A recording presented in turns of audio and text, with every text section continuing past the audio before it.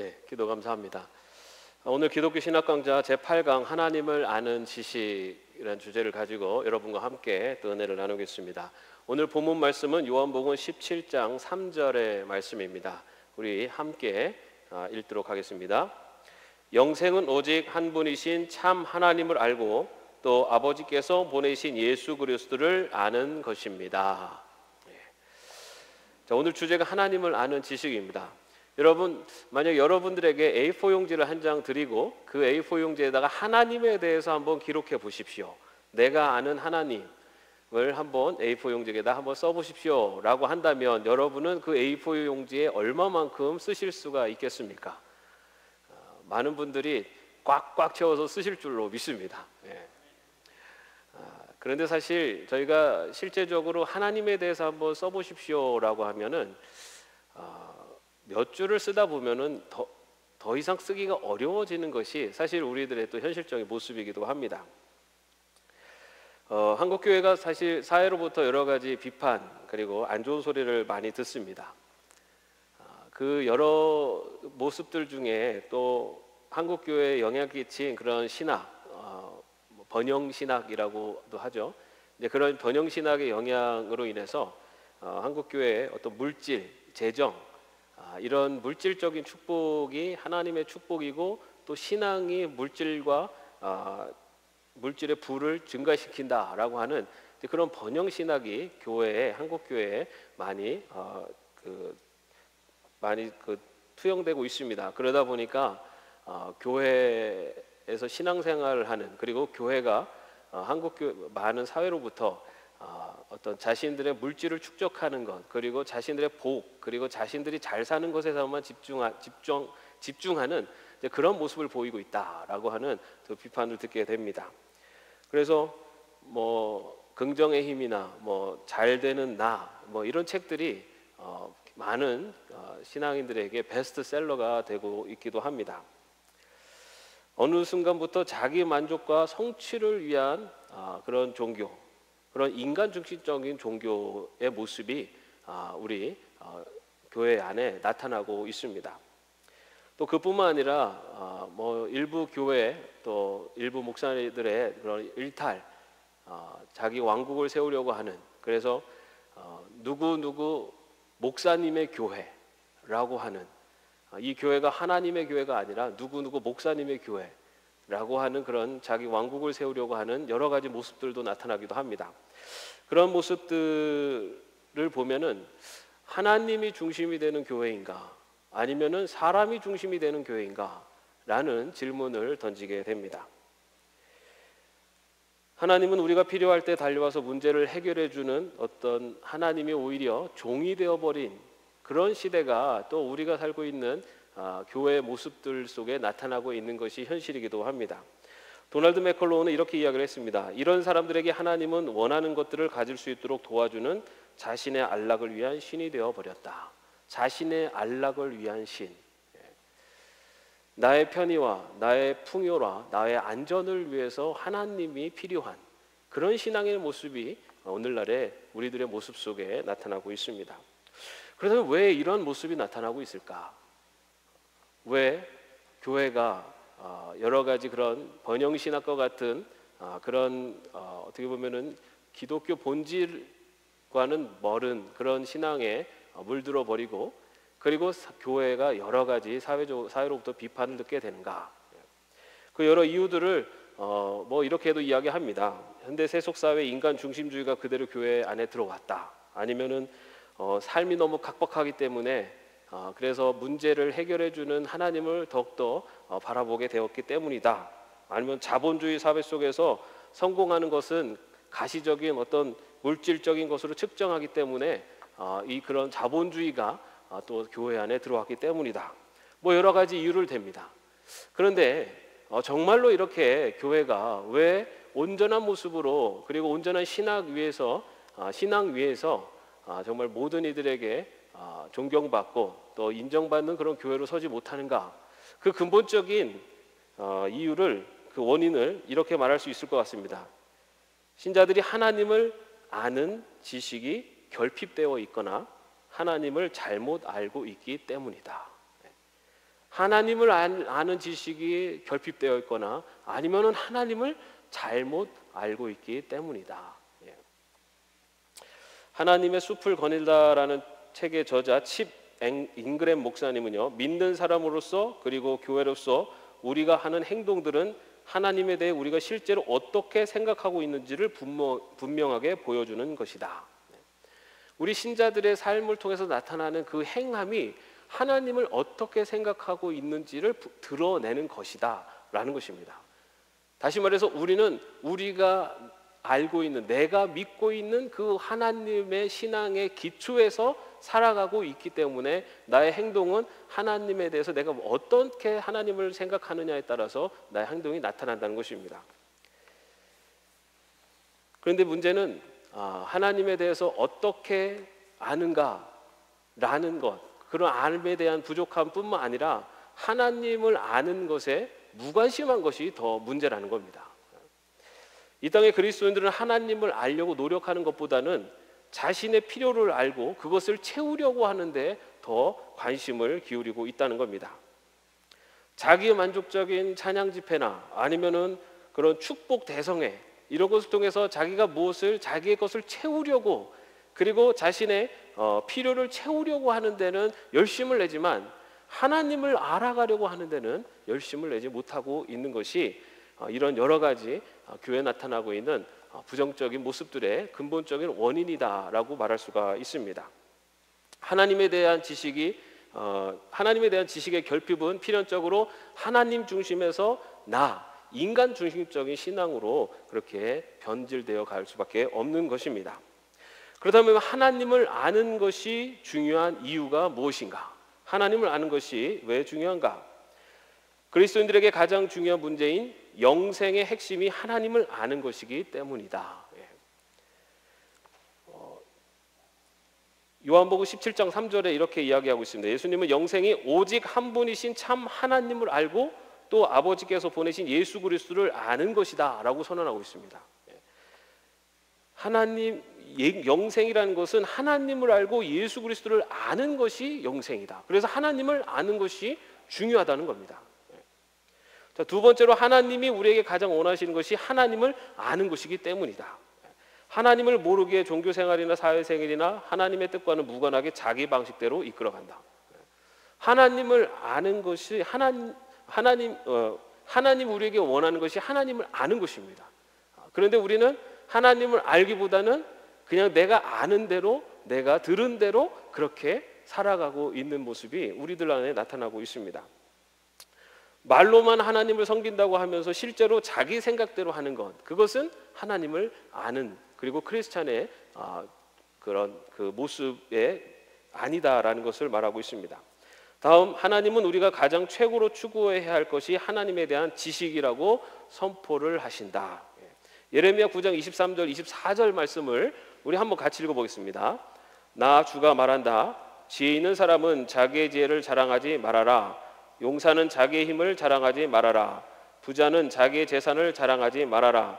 오직 자랑하고 싶은 사람은 이것을 자랑하여라. 나를 아는 것과 나 주가 긍휼과 공평과 공의를 세상에 실현하는 하나님인 것과 내가 이런 일 하기를 좋아한다는 것을 깨달아 알만한 지혜를 가지게 되었음을 자랑하여라. 나 주의 말이다. 하나님을 아는 지식이 성도들이 추구해야 하는 최고의 가치라는 것입니다. 하나님을 아는 것은 이처럼 하나님을 아는 것이 영생이기 때문에, 그리고 하나님을 아는 것을 하나님이 가장 원하시기 때문에, 그리고 하나님을 아는 것이 우리 크리스찬들이 추구해야 되는 최고의 가치이기 때문에 하나님을 아는 것이 중요하다라고 말할 수가 있습니다. 여러분, 그런데 하나님을 안다는 것은 그럼 무슨 뜻이겠습니까? 하나님을 안다라는 것. 여러분, 우리가 누군가를 안다라고 했을 때 어떤 의미를 얘기합니까? 어떤 객관적인 자료를 근거로 해서 사람을 알 수가 있습니다. 그 사람의 이름이나 아니면 그 사람이 어디서 살는지, 아니면 어디서 공부를 했는지, 무슨 일을 했는지, 뭐 이런 것들을 알 수가 있어요. 그런데 그런 것을 안다고 해서 그 사람을 안다라고 말하기가 쉽지 않습니다. 누군가를 내가 안다라고 이야기했을 때는 그 사람이 이런 상황에서는 이렇게 행동할 거다, 아니면은 어떤 유형의 사람들을 그 사람이 좋아하고 그리고 그 사람의 성격이 이러저러 하기 때문에 이런 일이 있을 때는 아마도 이렇게 행동할 거다. 그 사람의 모든 전인격적인 그런 것을 통해서 그 사람에 대해서 알고 그 사람의 어떤 방향이나 그 사람을 알아가는 것, 그럴 때 우리는 그 사람을 안다라고 그렇게 이야기할 수가 있습니다. 하나님에 관해서 안다. 하나님을 안다라는 것은 크게 두 가지로 분류를 할 수가 있는데, 하나는 하나님에 관해 안다입니다. 하나님에 관해, 하나님에 대해서 안다. 그것은 하나님에 대한 객관적인 정보를 안다라는 것입니다. 하나님에 대한 객관적인 정보를 아는 지식을 하나님에 대해서 안다입니다. 하나님을 안다라는 것은 하나님과의 인격적인 관계를 통해서 아는 것, 그것을 하나님을 안다라고 말할 수가 있습니다. 여러분, 바리새인들은 율법을 잘 알았습니다. 그래서 간음한 여인을 돌로 쳐 죽이려고 했습니다. 그때 예수님께서 어떻게 하셨습니까? 그 여인을 구하시고 그 여인을 회개로 이끌으셔서 용서하셨습니다. 그것이 하나님의 더 큰 하나님의 더 깊은 사랑이라는 것입니다. 바리새인들은 안식일의 많은 규정들을 알았습니다. 그리고 그것을 지키는 것이 최고라고 생각했습니다. 그런데 예수님께서는 안식일에도 죽어가는 사람을 살리는 것이 그것이 하나님이 기뻐하시는 일이다 라고 그렇게 이야기하신 것입니다. 우리가 성경이나 어떤 종교적 행위 아니면 기도하는 법, 찬송, 교회 관습 이런 것에서 많이 안다라고 해서 우리가 하나님을 안다라고는 말할 수가 없습니다. 하나님을 안다는 것은 외적인 지식을 넘어서서 하나님의 성품과 그리고 생각을 알고 이해한다라는 것을 의미합니다. 하나님을 안다라는 것, 그것은 하나님의 성품 그리고 하나님의 그 생각을 알아가는 것입니다.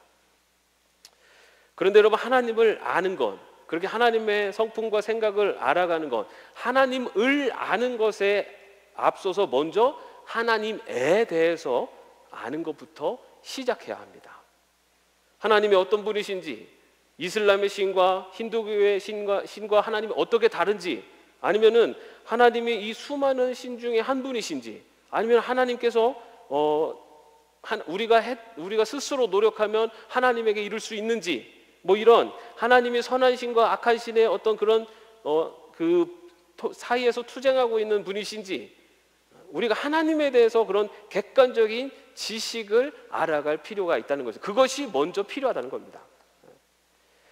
그 하나님에 대한 지식이 없으면, 객관적인 지식이 없으면 잘못하면은 다른 신, 내가 하나님을 믿는다라고 그렇게 믿고 있지만 다른 신을 믿을 수 있다는 겁니다. 하나님이라는 이름은 내가 갖고 있지만 객관적인 하나님에 대한 지식이 없으면 하나님이라는 이름을 갖고 있는 다른 신을 내가 믿고 살아갈 수도 있다는 겁니다. 그래서 객관적인 지식을 아는 것이 우리들에게 필요합니다. 여러분, 집에서 큐티를 많이 하시죠? 이렇게 어떤 분들은 그 오늘의 말씀 해가지고 성경을 딱 펴놓고 가운데 딱 펴가지고 손가락을 딱 짚어가지고 이게 오늘 나에게 주시는 말씀이다 하고 딱 짚어보신다고, 그런 분들도 있다고 하시더라고요. 예. 그렇게 해서 그 말씀을 딱 읽고 이게 오늘 나에게 주시는 말씀이다. 여러분, 그런데 그렇게 하는 것이 왜 위험합니까? 그 말씀을 읽고 뭔가 그 말씀 한 구절을 읽고 감동이 오고 뭔가 이게 나한테 주시는 말씀이다 라는 그런 감동, 어떤 느낌, 이것으로 말씀을 보면 온전한 하나님의 뜻을 깨달을 수가 없다는 겁니다. 먼저는 객관적인 지식이 필요합니다. 이 말씀이 어떠한 배경 속에서 주어졌는지를 알아야 됩니다. 그렇지 않으면은 그 말씀이 전하고자 하는 뜻과 내가 생각하는 것이 완전히 반대로 해석을 할 수가 있습니다. 이처럼 우리가 하나님을 알기 위해서는 먼저 필요한 것은 객관적인 지식이 필요합니다. 객관적인 지식이 빠진 주관적인 어떤 감정이나 그런 주관적인 생각만을 가지고 하나님을 알아간다는 것은 사실 잘못된 그런 하나님을 잘못 알아갈 수가 있습니다. 그래서 하나님을 안다는 것은 하나님에 대해서 객관적으로 아는 것을 바탕으로 하나님과 인격적인 만남을 통해서 참된 지식으로 나아가는 것이 바로 그것이 하나님을 아는 것입니다. 하나님을 먼저 객관적으로 알아야 됩니다. 하나님을 객관적으로 알고 그 바탕 위에서 하나님과의 인격적인 만남으로 나가야지만이 온전한 하나님을 아는 지식에 이를 수가 있다는 겁니다. 자, 그런데 여러분, 하나님과 만나는 세 단계가 있습니다. 하나님과 만나는 세 단계가 있는데요, 첫 번째 단계가 바로 객관적 지식입니다. 하나님에 대한 객관적 지식, 우리가 하나님을 객관적으로 알아야 돼요. 여러분한테 하나님을 객관적으로 알 수 있는 방법은 무엇입니까? 무엇을 통해서 하나님을 알 수 있습니까? 성경입니다. 성경. 성경을 통해서 하나님을 알 수가 있습니다. 성경을 통해서 하나님은 어떤 분인지, 하나님의 창조자이며 역사의 주관자이며 심판자, 구원자이며 여러 가지 하나님에 대한 객관적인 사실은 성경을 통해서 알 수가 있습니다. 여러분, 성경에 하나님은 사랑이시다 라는 뜻이 그런 말씀이 있습니다. 그죠? 이 말씀은 너무나 많은 사람들이 알고 있습니다. 그런데 여러분, 하나님은 사랑이시다라는 뜻이 무슨 말씀입니까? 하나님은 사랑이시기 때문에 모든 것을 무조건 다 용서해 주신다라는 말씀일까요? 하나님은 사랑이시니까 어떤 것도 다 용서해 주신다. 그 말이 맞기도 하지만 또 다른 의미가 있습니다. 하나님은 사랑의 하나님이시면은 그동안 하나님은 진리와 정의의 하나님이십니다. 정의의 하나님이세요. 그래서 하나님은 어떤 죄를 지었더라도 하나님은 받아주시지만은 그 받아주시되 자신의 잘못을 인정하고 회개하는 것을 전제로 해서 하나님은 받아주시는 겁니다. 어떤 죄도 용서해 주시는 거예요. 회개하고 그 자기 죄를 인정하고 회개하며. 그냥 하나님은 사랑이시니까 내 욕망대로 내 마음대로 살아도 하나님이 다 용서해 주셔 라고 하는 그런 의미의 하나님은 사랑이시다가 아니라는 것입니다. 이외에도 하나님이 어떤 방법으로 이 세상을 구원하시고 하나님께서 어떤 방법으로 사람들을 죄에서 구원하시기를 원하시는가 라는 그런 아주 객관적인 지식들, 그리고 하나님께서는 모든 사람들을 구원하시려고 하시는가, 아니면은 선택된 자들을 구원하시려고 하시는가, 아니면은 우리가 하나님 앞에 간절히 매달리면 하나님께서 모든 것을 다 들어주시는가, 이러한 어떻게 보면 하나님에 대한 객관적인 지식을 알아가는 것, 어디를 통해서요? 성경을 통해서, 말씀을 통해서 하나님에 대한 객관적인 지식을 알아갈 때, 그때 우리가 하나님을 만나는 단계로 나아갈 수 있다는 겁니다. 성경을 그냥 피상적으로 읽는 것을 넘어서 성경에 의미하는 것을 이해하려고 노력할 때, 그것이 바로 첫 번째 단계인 객관적인 지식을 알아가는 것입니다. 여러분의 객관적인 지식을 알아가는 그 객관적인 지식이 성경에 기록되어 있습니다.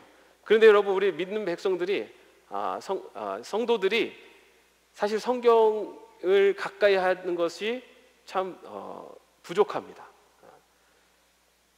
하나님을 알아가는 데 있어서 가장 첫 번째 단계가 객관적인 지식이고, 그 객관적인 지식이 성경에 있습니다. 그런데 그 성경 말씀을 읽고 묵상하는 일에 우리가 열심을 내지 못하고 있는 것이 또 우리들의 모습 가운데 하나입니다. 여러분, 우리가 기독교인이다, 내가 교인이다, 내가 성도다 라고 이야기하면서 성경 말씀을 읽지 않으면서 그런 이야기를 한다면, 객관적인 지식이 아닌 주관적인 지식, 내가 믿는 하나님을 믿고 있는 그러한 그런 신앙을 갖고 있지 않는지 내 자신을 한번 돌아봐야 될 것입니다. 이처럼 객관적인 지식을 알아갈 때 먼저 이 단계를 거쳤을 때 우리가 하나님을 더 알아갈 수 있는, 하나님과 만남을 가질 수 있게 됩니다. 두 번째 단계는 체험입니다. 체험. 머리로 이해한 것을 몸으로 체득해야지만이 알 수가 있다. 여러분, 베드로가 3년 동안 예수님과 함께 동행하면서 공생의 기간 동안 함께 하셨습니다. 그리고 예수님께서 예수님의 그런 삶의 모습을 보면서 예수님이 사랑이시다라는 것을 베드로가 잘 알았을 것입니다. 그런데 여러분, 예수님은 사랑이시다라는 것, 그것은 베드로에게는 예수님의 성품은 사랑이시다라는 지식이었습니다. 예수님은 사랑이시구나. 그런데 그런 지식을 알고 있을 때 이 베드로는 어떻게 했습니까? 그 지식은 자기가 위험에 처해지자 예수님을 3번 부인하면서 예수님을 저주하는, 그리고 갈릴리 바닷가로 도망가게 만들었습니다. 객관적인 지식이 온전히 하나님을 알고 그리고 하나님과의 만남까지 가는 것이 아닙니다. 그 후에 베드로가 부활하신 예수님을 만난 이후에 내가 나를 사랑하느냐라고 하는 3번의 물음과 그리고 내 양을 치라, 내 양을 먹이라 라는 그런 사명을 받고 베드로가 그 베드로의 잘못, 그것을 용서함을 받는 구체적인 자신의 체험을 통해서 이제는 주님이 사랑이시는구나, 주님이 사랑이시구나, 뭐 어떤 죄도, 자신을 부인한 자신의 죄도 다 용서하시는 바로 주님이 사랑이시구나 라는 것을 본인이 몸으로 체험을 합니다. 그렇게 예수님의 사랑이시다라는 것을 자기가 체험을 했을 때 그것이 실제 이제는 그에게 하나님을 만나는, 그리고 실제적인 지식, 알미 된 것입니다. 체험적인 지식은 이론적으로 얻게 되는 것이 아니라 삶의 현장 속에서 몸으로 얻게 되는 것입니다. 이렇게 객관적인 지식, 그 객관적인 지식이 나의 삶 속에서 구체적으로 체험지는 데까지 나가는 것, 그것이 바로 하나님을 알아가는 2번째 단계까지 갑니다. 자, 그 다음에 3번째 단계는 행동입니다. 행동. 하나님의 말씀에 순종하는 삶을 실제로 살게 되면서 우리는 하나님이 어떤 분인지 진정으로 이해하게 된다. 하나님의 말씀에 순종하는 삶을 실제로 살게 되면서 우리가 객관적인 지식으로 하나님 그리고 말씀에 대해서 알고 그것을 내 삶 속에서 내가 실제로 체험하면서 그 말씀이 정말로 나의 것이 되었을 때, 그리고 나서 나오는 삶의 모습이 바로 행동이라는 것입니다. 행동을 통해서 우리는 더 하나님을 알아갈 수가 있다는 것입니다. 여러분, 제자들이 예수님께 기도를 가르쳐 달라고 요청했습니다. 그래서 예수님께서 주기도문을 알려주셨죠. 그 주기도문에 이런 내용이 있습니다. 우리가 우리에게 죄 지은 자를 사하여 준 것 같이 우리 죄를 사하여 주옵시고. 여러분, 이 말씀이 우리가 죄를 용서해 주면 하나님께서 우리의 죄를 용서해 주십시오 라고 하는 조건의 말씀일까요? 용서를 해줘야지 용서를 해주겠다, 이런 뜻일까요? 이 말씀은 내가 실제로 다른 사람을 용서하고 나서야 나의 죄를 용서하신 그 하나님의 놀라운 은혜를 비로소 알 수 있고 이해할 수 있게 된다라는 말씀이기도 합니다. 내가 실제로 누군가를 나에게 불합리하게 한, 나에게 어떻게 보면 원수 같은 일을 용서해 줘야지만이, 용서를 내가 행함으로 옮겨야지만이 나 같은 죄인을 용서하신 그 하나님의 그 사랑이 무엇인지를 내가 진심으로 깨달아 알 수 있게 된다는 것입니다. 바로 객관적인 지식을, 그리고 내가 그것을 나의 것으로 체험하고 그리고 그것을 구체적으로 실천하며 행동하며 나갈 때, 그때 그 말씀이 나의 삶 속에 살아 역사하시는, 그리고 그때 그 하나님을 아는 지식이 나의 삶을 지배하는 바로 그러한 놀라운 능력의 말씀이 된다라는 것입니다. 그래서 사도 요한은 저를 아노라 하고 그의 계명을 지키지 아니하는 자는 거짓말하는 자요라고 말하고 있습니다.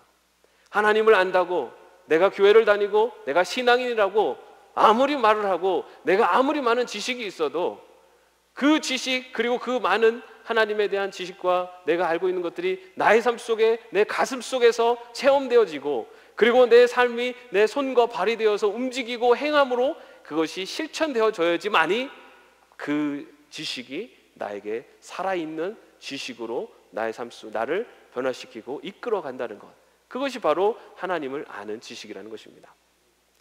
하나님을 아는 것, 하나님을 알아가는 것, 그것이 우리 크리스찬들에게 너무나 중요한 신앙의 자세입니다. 하나님을 알아가기 위해서 먼저는 하나님을 객관적으로 알기 위해서 우리가 수고하고 노력해야 됩니다. 하나님을 객관적으로 알기 위해서 가장 기본적인 것은 성경 말씀을 가까이 하는 것입니다. 말씀을 읽고 묵상하면서 그리고 그 성경을 더 깊이 연구하면서 객관적인 하나님에 대한 지식을 쌓아가고, 그리고 이제는 그 안에 주시는 말씀을 내 삶 속에서, 내 삶의 현장 속에서 직접 느끼고 체험하고, 그리고 그 깨달은 바를 가지고 세상에서 내가 실천하고 행함으로 옮기면 바로 그때 그 하나님을 아는 지식이 그리고 하나님을 참답게 아는 삶을 살 수가 있게 되는 것입니다. 신앙생활의 궁극적인 목표이기도 합니다. 바로 이 신앙생활이라는 것은 그렇게 하나님을 알아가는 과정이라고 할 수가 있습니다. 하나하나 지식을 습득하고, 그리고 그 지식 그것을 내 삶 속에서 체험하고, 그리고 체험한 것을 내가 구체적으로 실천하면서 행함으로 나타나면서 더 깊이 하나님을 알아가는 것, 그런 과정이 하나하나 쌓여가는 것이 바로 성화의 삶이고, 그것이 바로 신앙의 과정입니다. 지식으로, 그리고 체험으로, 실천으로 하나님을 알아가는 과정이 바로 그리스도인으로서 성숙해지는 삶의 모습인 것입니다. 우리가 하나님을 안다라는 것, 그것은 구체적인 우리의 삶의 과정을 통해서 우리가 하나님을 알아갈 수가 있습니다. 우리 사랑하는 예담의 가족들은 하나님을 더 객관적으로 알아가기 위해서 더 노력할 수 있기를 바랍니다. 요즘 우리가 사순절을 맞이해서 말씀을 묵상하고 있습니다. 여러분, 말씀을 읽고 묵상하면서 그 말씀 하나하나를 또한 우리의 삶 속에서 체험할 수 있는 그런 이 사순절 성경 통독 기간이 되기를 바랍니다. 그리고 그 체험한 것을 내 머리에서, 내 깨달음에서 멈추는 것이 아니라 그것을 구체적으로 우리의 삶 속에서 누군가 이웃을 향해 구체적으로 행함으로 우리가 나아가면 그 지식, 그 알미, 하나님을 더 깊이 알아가는, 그래서 그 지식이, 그리고 그 하나님에 대한 알미 우리의 삶을 변화시키는 그런 살아 역사하시는 말씀이 될 줄로 믿습니다. 오늘 예레미야 29장 12절 14절의 말씀을 다 같이 한번 읽어보시겠습니다. 너희가 나를 부르고 나에게 와서 기도하면 내가 너희 호소를 들어주겠다. 너희가 나를 찾으면 나를 만날 것이다. 너희가 온전한 마음으로 나를 찾기만 하면 내가 너희를 만나 주겠다. 너희가 나를 찾으면 내가 만나 주겠다. 우리가 하나님을 만나기 위해서, 하나님을 더욱더 가까이 알아가기 위해서 내가 더욱더 객관적인 지식을 쌓아가고, 그리고 그 지식이 그냥 지식으로 머물지 않도록 내 삶 속에서 그런 것들을 체험하면서, 그리고 그 체험한 깨달은 바를 가지고 우리의 삶의 현장에서 실천하며 행동하며 나갈 때 우리는 더욱더 하나님을 깊이 알아가게 될 줄로 믿습니다. 여러분의 삶이, 우리의 모두의 삶이 바로 하나님을 더욱더 깊이 알아가는 신앙의 성숙의 길을 걸어갈 수 있기를 주님의 이름으로 축원합니다. 기도하겠습니다. 하나님을 더욱더 깊이 알아가는 저희들 되게 하여 주시옵소서. 지식으로 아는 것에서 멈추는 것이 아니라 하나님을 아는 객관적인 지식이 우리의 삶을 통해 체험되게 하시고, 그리고 깨달은 그 체험의 말씀들이 우리의 삶을 통해 실천하고 행함으로 나타날 수 있도록 인도하여 주시옵소서. 그래야 하나님을 아는 지식이, 하나님을 아는 우리의 알미 더욱더 깊어지게 하시고, 그 과정 하나하나가 쌓여가며 우리의 삶이, 우리의 신앙이 더욱더 하나님 보시기에 귀하고 아름다운 신앙으로 변화되어질 수 있도록 인도하여 주시옵소서. 하나님, 그동안 하나님을 알기 위해서 우리가 얼마나 수고하고 노력을 했는지 이 시간에 다시 한번 우리 자신을 돌아봅니다. 우리가 믿노라 하면서 우리가 오랫동안 신앙생활을 했다고 하지만 정말로 내가 하나님을 제대로 알고 있는지, 그리고 그 하나님을 알기 위해서 내가 얼마나 노력했는지 다시 한번 우리 자신을 돌아보며 이제부터라도 더욱더 하나님을 가까이 알아가기 위해서 더욱 노력하고 수고하는, 그래서 매일매일의 삶이 하나님 보시기에 더욱더 귀하고 또한 변화되는 하나님을 알아가는 성화의 삶을 살아갈 수 있도록, 그리고 성숙의 삶을 살아갈 수 있도록 인도하여 주시옵소서. 주 예수 그리스도의 은혜와 하나님의 사랑하심과 성령님의 교통하심과 위로하심이 하나님을 알아가기 위해서 앞으로 우리들의 신앙의 여정 속에 하나님을 더 깊이 알아가기 위해서 나아가기로 마음속에 결단하는 죄종들 머리 위에 이제부터 영원까지 함께 없시기를 간절히 축원하옵나이다. 아멘.